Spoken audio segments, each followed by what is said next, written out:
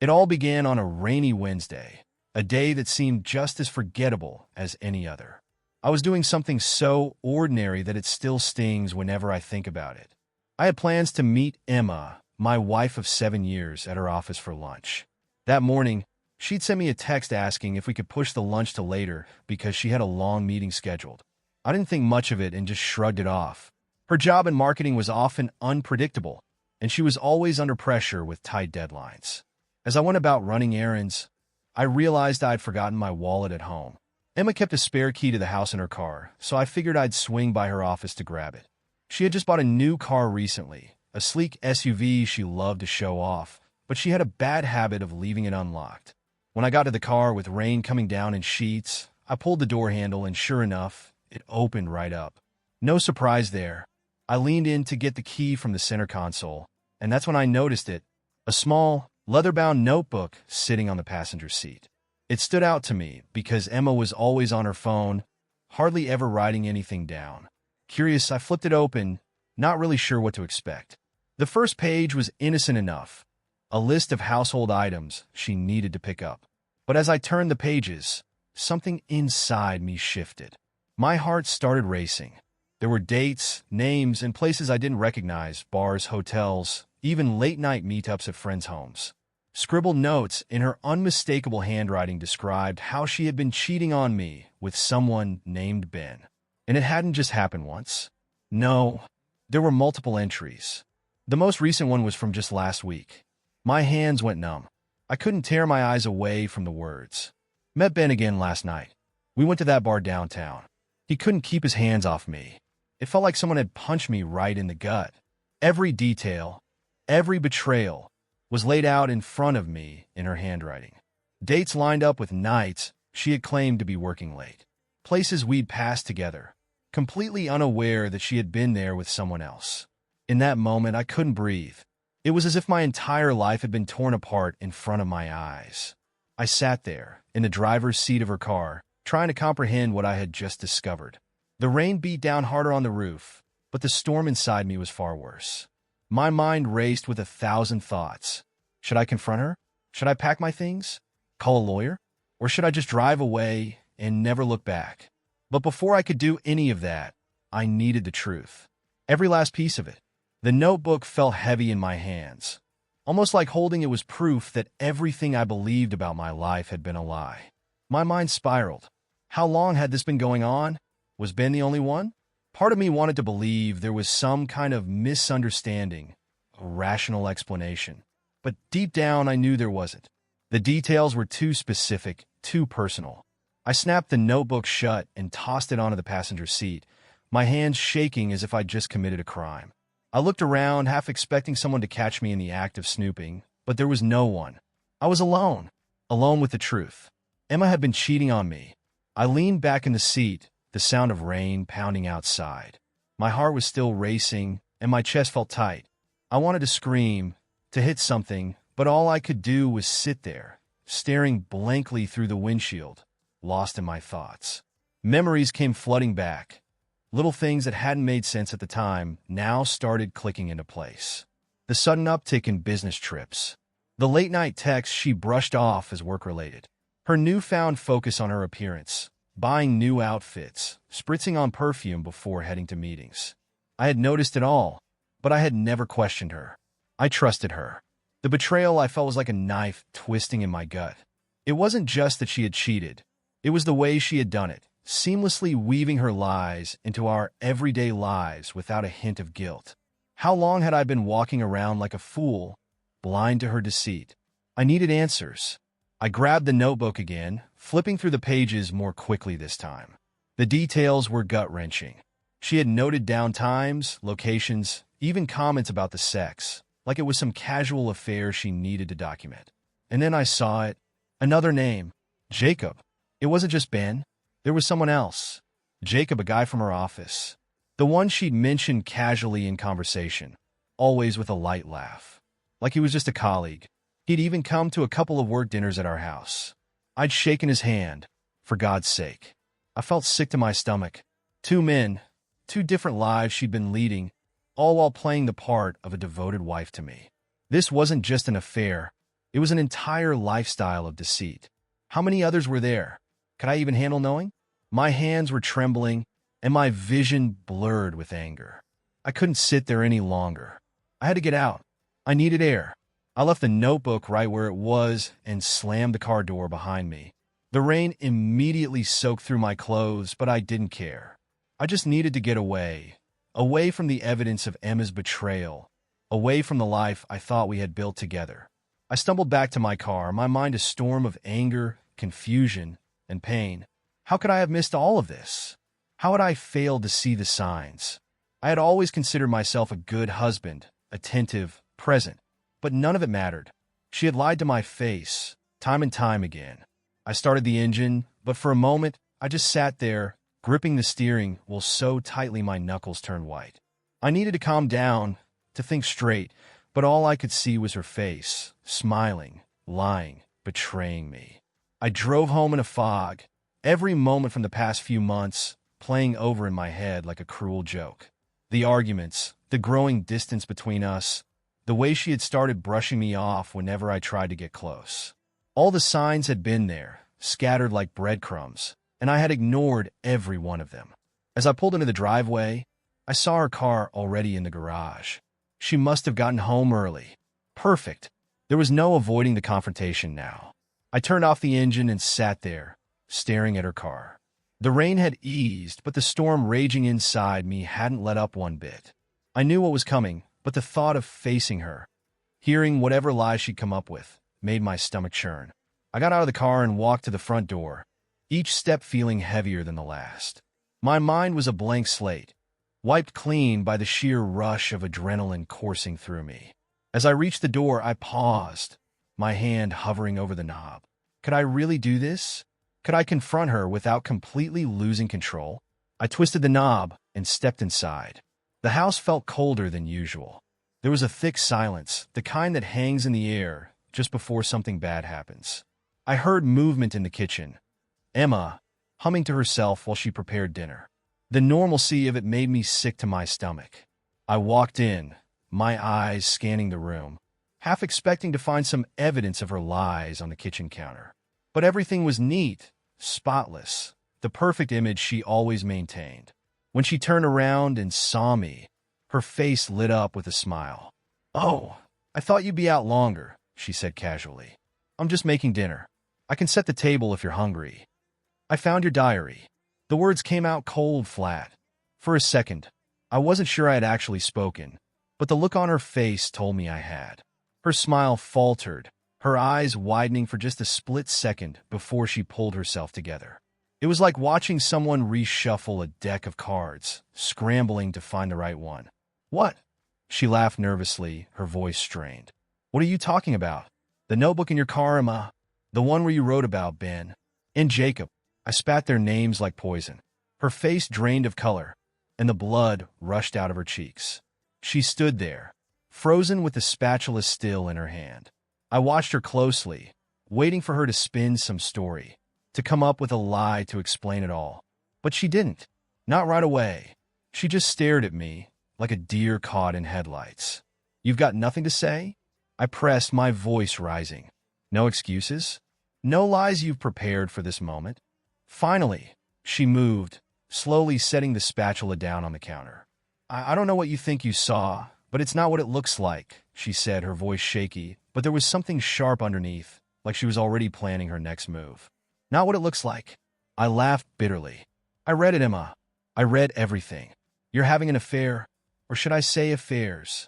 You wrote down every sick detail, like it was some kind of twisted trophy." Her eyes flickered. Just a brief flash of something. Panic? Guilt? Regret? It was hard to tell, and whatever it was, it vanished almost as quickly as it appeared. She crossed her arms defensively, and I could see her walls going up. "It's not what you think," she said again, her voice more controlled now. I was going through something. I never meant for it to happen. It didn't mean anything. Ben, Jacob, they didn't mean anything to me. My blood boiled. Didn't mean anything? You wrote it all down in detail. Emma, you made it mean something every single time you snuck off to meet them. You've been living two separate lives, and now you're standing here, telling me it's nothing. She sighed, rubbing her temples like I was just another problem she had to solve. Look, I don't know what you want me to say. It's complicated. I made mistakes. I shouldn't have written any of it down, but it's not like I don't care about you. I do. This doesn't change that. Doesn't change that?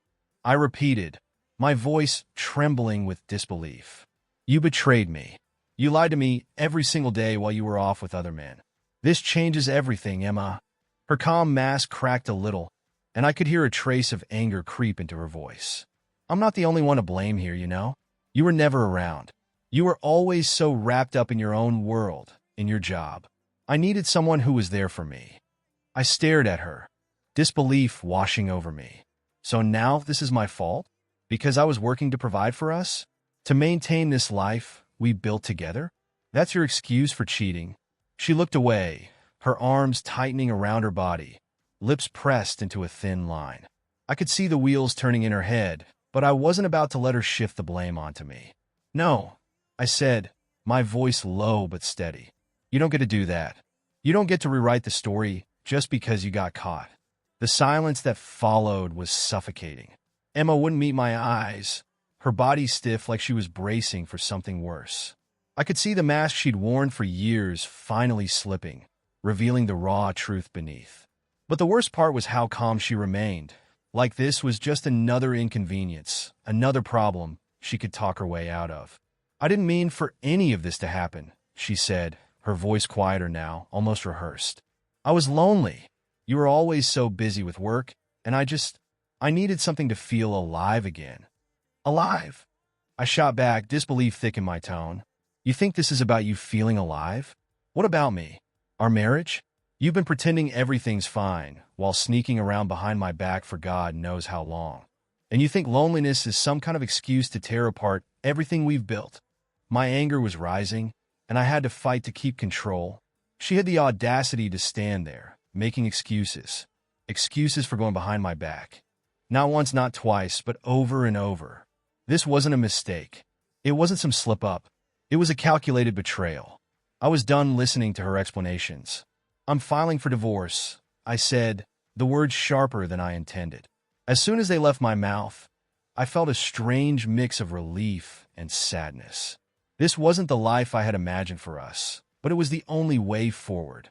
Her eyes snapped to mine, wide and startled, like she never expected me to go that far so quickly. What? No, wait. We can work this out, she said, panic rising in her voice, the calm facade crumbling. People make mistakes, and they fix them. We can fix this. Fix this? There was no fixing this. She had lied, cheated, and now she wanted to sweep it all under the rug and pretend we could return to normal. But there was no normal left. Whatever we had was shattered beyond repair. You're delusional if you think I'm going to stay with you after this, I said, my voice cold and steady. I trusted you, Emma. I believed in us, in what we had, and you threw it all away. She took a step toward me, her hands reaching out as if she could somehow undo everything she'd done. Please, we can go to therapy. I'll stop seeing them. Ben, Jacob, whoever. I'll cut them out of my life. Just don't leave me. I don't want to lose you. It was almost laughable, the way she tried to bargain her way out of this, like a kid caught with their hand in the cookie jar. But this wasn't some childish mistake. This was years of deception. Years of living a life I didn't even know existed. You already lost me, I said, stepping back from her outstretched hands. You lost me the moment you decided that being with other men was more important than being honest with me. I don't care what you do with them now. I'm done. Her face twisted in desperation. You can't just walk away. We've been together for 7 years. You're going to throw all that away because of a few mistakes? Mistakes. That word again, as if this was something small, something fixable. My jaw clenched as I looked at her. You don't get to minimize this. You betrayed me. Over and over. There's no coming back from that. Her desperation quickly turned into anger. So that's it? You're just going to leave me? Like I meant nothing to you? I could feel the rage bubbling up again, but I forced it down. She was trying to turn this on me, trying to make me feel guilty for her choices. But I wasn't the one who had destroyed our marriage. You meant everything to me, I said, my voice quiet but firm. But clearly, I didn't mean the same to you. The weight of those words hung in the air between us, and I saw them hit her. She opened her mouth to speak, but nothing came out. There was nothing left to say. I turned and walked out of the kitchen, the sound of my footsteps echoing down the empty hall as I headed for the door. I could hear her voice behind me, calling my name, begging, but I didn't stop. My hand gripped the doorknob, and for a split second I hesitated. There was still a part of me that wanted to believe none of this was real, that somehow we could piece our lives back together. But then the images from the notebook came flooding back, the names, the places, and I knew that going back wasn't an option. I stepped outside, the cool night air hitting my face, and for the first time in what felt like forever, I could breathe. The door clicked shut behind me, closing off the life I'd known for the last 7 years. The night was eerily quiet still. I stood on the porch for a moment, my breath visible in the cold air, trying to process everything that had just unfolded. In the span of a few hours, my entire world had collapsed, and I felt hollow, like a piece of me had been torn away. I stared up at the sky, letting the weight of what I'd just done sink in. Divorce. I'd actually said it out loud. There was no going back now. My marriage was over. The thought of it sent a strange chill through me. 7 years. 7 years of shared memories, laughter, tough times, and future plans that now seemed laughable. It all felt like a cruel joke. How could the woman who had been my partner for so long, the person I had built a life with, be the same one who had deceived me so completely? I walked to my car, the reality of what came next hitting me. What was I supposed to do? Where was I supposed to go? I had no plan for this. It wasn't like I could just drive off and leave everything behind. My life was so tangled up with hers. Our house, our finances, everything. I sank into the driver's seat, gripping the steering wheel as the enormity of the situation settled in. This wasn't going to be simple. Divorce never was. It was going to be messy, painful, drawn out. I wasn't just walking away from Emma. I was walking away from the life we had built together. And as much as I hated her for what she'd done, I couldn't shake the pain of losing everything else that came with it.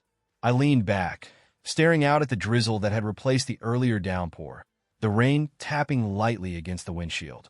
My mind was racing with thoughts of what lay ahead. Lawyers, paperwork, dividing up everything we owned.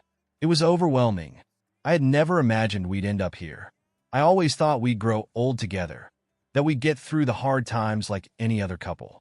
But that future had been ripped away in the cruelest way possible. A part of me felt detached, like I was watching all of this happen to someone else. Was this really my life now? A husband blindsided by betrayal? It felt unreal. I'd always seen myself as the kind of guy who had it together, a good job, a stable home, a loving wife. Except now I realized that last part had been a lie. The betrayal cut deep. The fact that she had been living a double life, sneaking around with other men while I was at work, completely oblivious. It was like a knife twisting in my gut. I thought back to all the times I'd asked her about her day, the way she'd smile and tell me how busy she'd been at the office. All the while, she was probably thinking about Ben or Jacob or who knows how many others. The anger came rushing back, hotter this time. I'd been a fool, blinded by trust, by love. And now, I was the one left picking up the pieces while she stood in that house, probably already figuring out how to salvage her own life. I couldn't stay here. I couldn't sit in this driveway, staring at the house we'd made a home, knowing it was now tainted by her lies. I started the engine and pulled out, not even sure where I was going. I just needed to move, to get away. I drove aimlessly for what felt like hours, the city lights blurring as I sped through the empty streets. My mind was racing, thoughts jumping from one thing to the next, never settling long enough for me to make sense of anything. I didn't know where I was headed, but I knew I couldn't go home. Not yet. My phone buzzed from the passenger seat, breaking through the fog of my thoughts. I glanced at the screen. Emma. Of course. I ignored it, but almost immediately, it buzzed again. And again. She wasn't going to let this go easily. By the 5th call, I finally gave in and answered, my hand trembling from a mix of fury and exhaustion. What? I snapped into the phone, not bothering to mask my anger. Her voice came through frantic, desperate. Where are you? We need to talk about this. Please, don't just walk away like this. I never meant for it to go this far. I let out a bitter laugh. You never meant for it to go this far? Emma, you've been cheating on me for who knows how long. You knew exactly what you were doing. There was a pause on the other end, and when she spoke again, her voice softened, almost pleading. I know I messed up. I know I hurt you, but we can work through this. We can fix it, I swear. I'll do whatever it takes. My teeth clenched, and I gripped the steering wheel until my knuckles turned white. No, you don't get to fix this. You had your chance. I'm done, Emma. The silence on her end was deafening. I could hear her breathing, but she didn't respond for what felt like an eternity. When she finally did, her voice was barely audible, like a whisper. Please don't leave me. Something twisted inside me, a brief flash of guilt, but it was quickly swallowed by the overwhelming sense of betrayal that had taken root in my chest. I wouldn't let her manipulate me with her desperation. I already have, I said quietly and hung up. The silence that followed was thick, suffocating. I pulled over to the side of the road, staring out at the distant city lights, trying to make sense of my life now. Everything felt surreal, like I was trapped in someone else's nightmare. But this was my reality, and I had to face it. Hanging up on her felt like severing the last tie that connected me to the life I once knew. As I sat there in the stillness of the car, it hit me, there really was no going back. The woman I had loved, the woman I thought I knew, was gone. Maybe she'd been gone long before tonight, and I was just now seeing the truth for what it was. I rested my head against the steering wheel, trying to steady my breathing, but the weight in my chest wouldn't ease up. The anger, the pain, the sheer betrayal, it all churned inside me, making me feel sick. The distant city lights blurred as I struggled to pull myself together. This was supposed to be the part where I felt relief, right? I had made the decision. I was done. I had walked away from her lies, from the web of deceit she'd spun around me.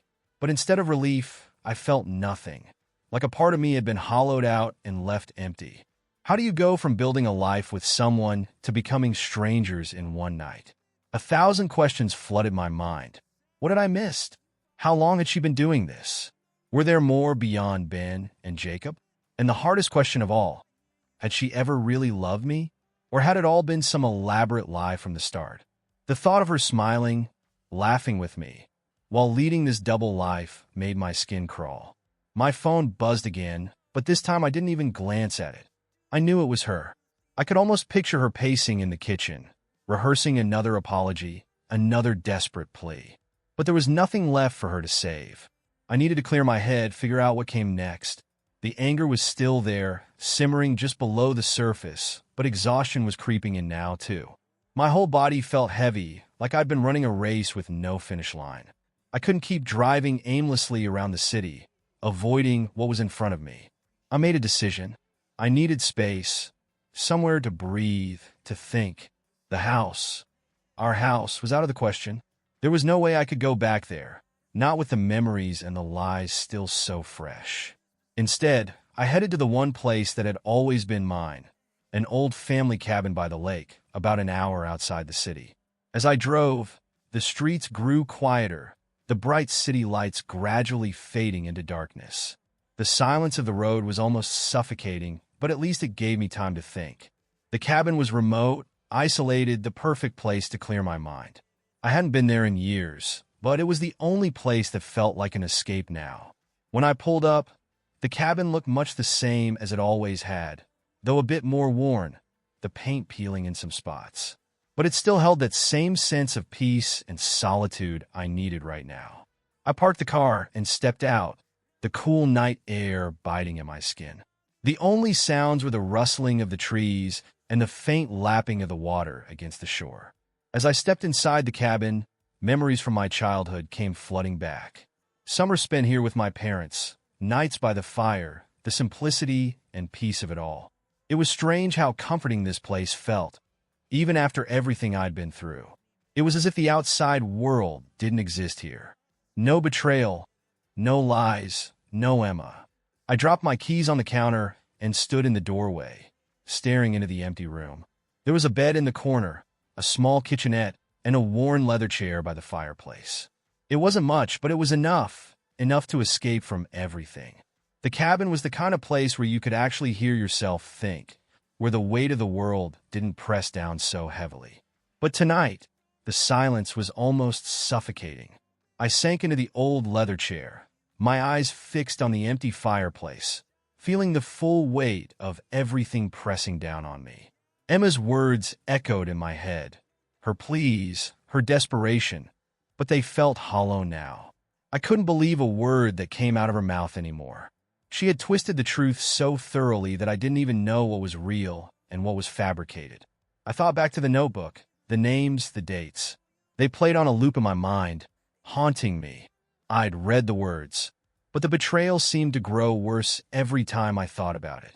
It wasn't just the cheating, it was how easily she had hidden it, like she was playing some kind of game I didn't even know I was a part of. I wanted to hate her. I wanted to despise everything about her. But a part of me was still holding on to the past, the woman I had fallen in love with, the life we had built together. How could I let that go so easily? But I had to. She had made that choice for me the moment she started seeing someone else.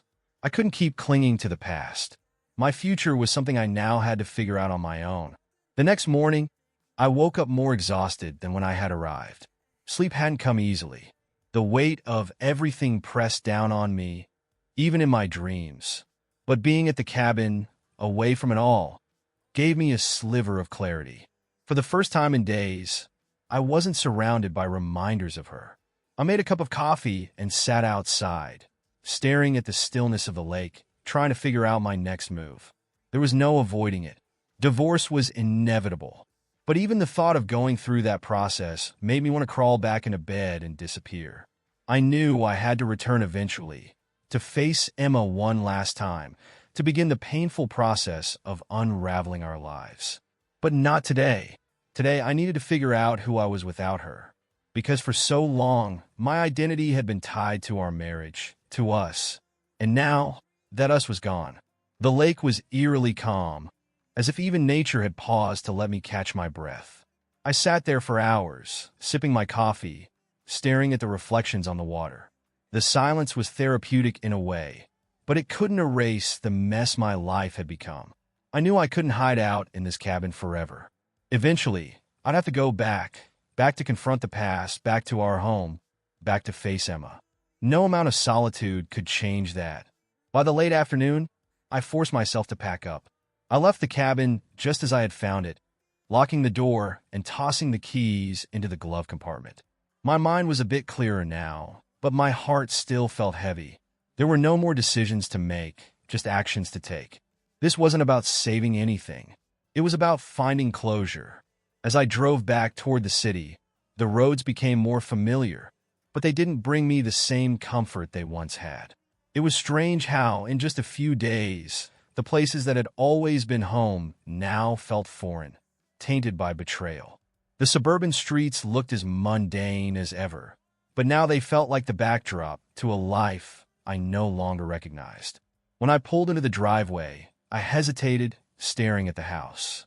It was just a building now, a shell of what had once been a home, but it was still filled with her things, with reminders of a life we had meticulously built, only to see it shattered. I took a deep breath and stepped out of the car. Inside, it was too quiet. Emma wasn't there. Thank God for that. I wasn't ready to face her yet. Not after the phone calls and the begging.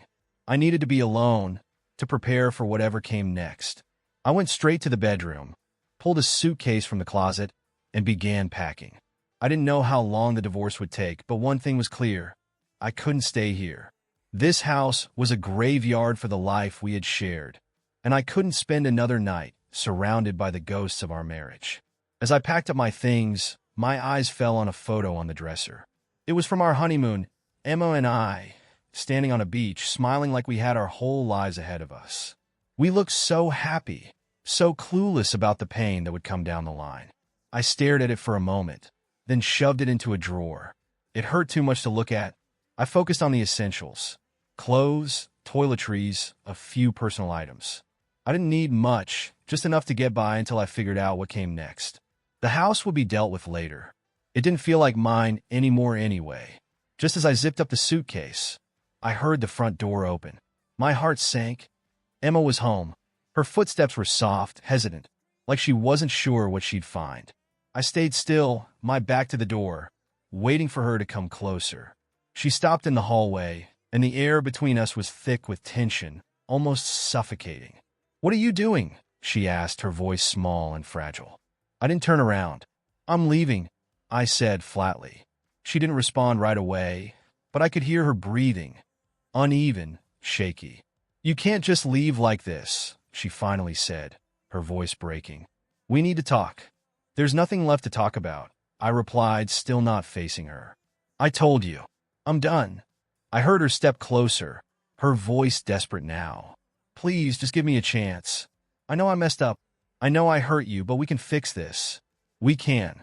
I turned to face her, cutting her off with a look. "No, Emma, we can't fix this. It's broken. You broke it." Her face crumpled, tears welling up in her eyes. She looked so different now, standing in front of me, begging for something I couldn't give her. The confident, composed woman I had known was gone, replaced by someone grasping at straws. "I didn't mean for any of this to happen," she whispered, her voice trembling. "I love you. I never stopped loving you." I shook my head, feeling the familiar burn of anger rise in my chest. "You don't get to say that. You don't get to throw that word around after everything you did. Love doesn't look like this, Emma." Her tears started to fall, and she reached out, as if to touch me. But I stepped back, keeping the distance between us. I wasn't going to let her manipulate me with her tears. Not again. "I don't know who you are anymore," I said quietly. "I don't even know who I was in this marriage. But I know one thing. I'm not staying in this any longer." Her face twisted in anguish, but there was nothing more to say. I grabbed my suitcase and walked past her, feeling a weight lift off my shoulders as I crossed the threshold. It was over. Whatever we had was dead, and there was no bringing it back. I drove away from the house without looking back. There was no reason to. My focus was on the road ahead, on the future I had to build from scratch. It wouldn't be easy. Divorce never was. But it was the only way forward. I pulled into a hotel parking lot a few miles away and checked in for the night. The room was small, basic, a bed, a TV, and a window with a view of nothing in particular. But it was mine. For the first time in days, I felt like I could breathe.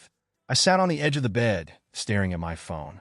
There were messages from Emma, all unread. I knew there would be more in the coming days, pleas, apologies, maybe even accusations. But I was done listening to her. I scrolled through my contacts and found the number for a divorce lawyer I had saved from an online recommendation. It was time to make the call, to set things in motion. As the phone rang, a strange realization washed over me. This was the beginning of my new life. A life without her, without lies. The road ahead was uncertain, but for the first time, I knew I was making the right choice. No, this isn't the end of the story. There's still more to resolve as I fully step into this new chapter and finalize this emotional journey. The divorce process is only beginning, and there are sure to be more emotions to unpack, along with the consequences of my decisions, both legal and personal. If you'd like, I can continue with the next steps, weaving in closure and further development as I move toward rebuilding my life. Let me know how you'd like to proceed. The divorce lawyer's office was exactly how I imagined it, sterile and cold. A place where broken lives come to be untangled, where love is reduced to signatures and settlements. I sat across from the lawyer, a middle-aged man with thinning hair and sharp eyes, explaining my situation in a detached voice, like I was telling someone else's story. He nodded as he scribbled notes, occasionally asking about finances, property, and assets. The whole thing felt mechanical, transactional, a process designed to dissect a marriage like a surgeon removing a tumor. "The good news," he said, setting his pen down, "is that since there aren't any kids involved and the assets are straightforward, this should be a clean divorce. You're entitled to half of everything. Once we file the papers and she's served, the process will begin." I nodded, grateful for the simplicity of it all, though the word clean didn't sit right with me. Nothing about this was clean. The emotional wounds ran deep, scars that no settlement could ever heal, ones I'd carry long after the paperwork was signed. The lawyer looked at me, sensing my hesitation. "Are you sure about this?" he asked, his tone softening. "Once we file, it's official. There's no going back." His question caught me off guard. For a brief moment, I considered it. Was I sure? Could we fix this? Was there a part of me that still wanted to try? But then I thought about the notebook, the lies, the way Emma had looked at me with crocodile tears, trying to manipulate me with words that used to mean something but now felt hollow. "I'm sure," I said, my voice firm. I had to be. The days that followed were a blur. Emma tried to contact me constantly, calls, texts, even an email. She was relentless, with each message more desperate than the last. But I didn't respond. There was nothing left to say. I moved into a small apartment on the other side of town, far enough away from the life we'd shared, but close enough to still feel the ghost of it. I catch myself thinking about the little things. How we'd have coffee together in the mornings, her laugh at something silly on TV, the way she'd fall asleep next to me, her head resting on my shoulder. But then the bitterness would creep in, reminding me that those moments had been tainted. She hadn't just betrayed me. She'd ruined every good memory by lying her way through it. The apartment became my refuge, though it felt empty, like it wasn't quite mine yet. Boxes sat unpacked in the corner, as if part of me wasn't ready to settle into this new life.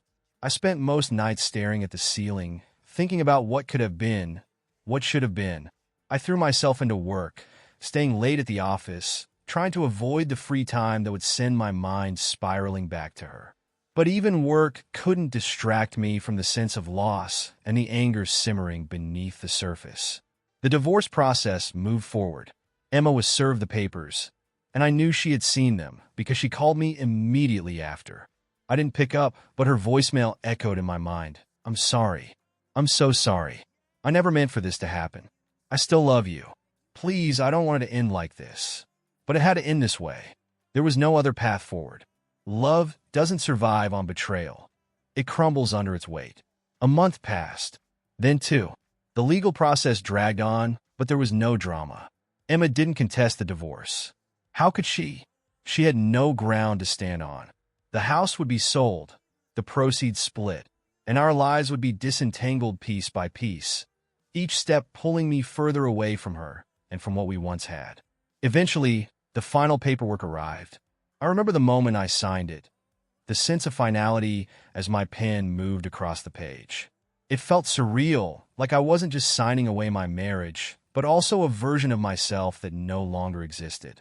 The papers were filed, and just like that, we were officially divorced.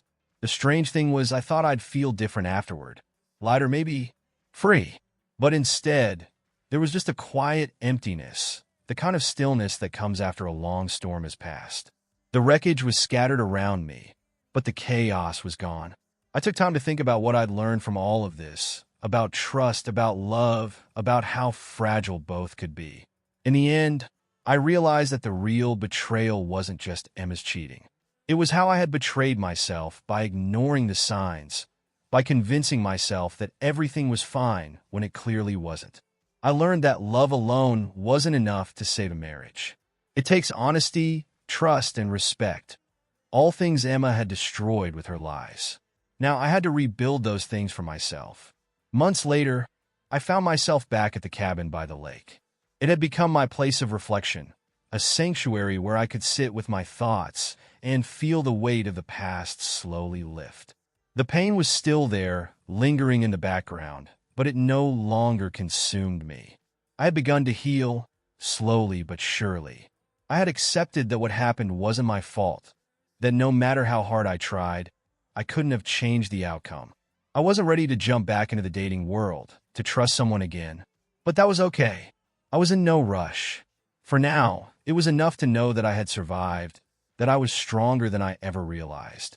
As I sat by the water, watching the sun dip below the horizon, I felt a sense of peace for the first time in a long while. The chapter of my life with Emma was over, but this wasn't the end of my story. It was the beginning of a new one where I got to decide what came next. And that, at least, felt like something worth holding on to. Thank you for joining us for this touching journey of love, betrayal, and redemption. We hope it resonated with you, even brought a little inspiration.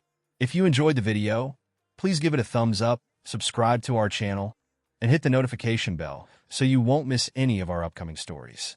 We'd love to hear your thoughts and reactions in the comments. Feel free to share your own experiences or let us know what kinds of stories you'd like to see next. Thanks again for your support.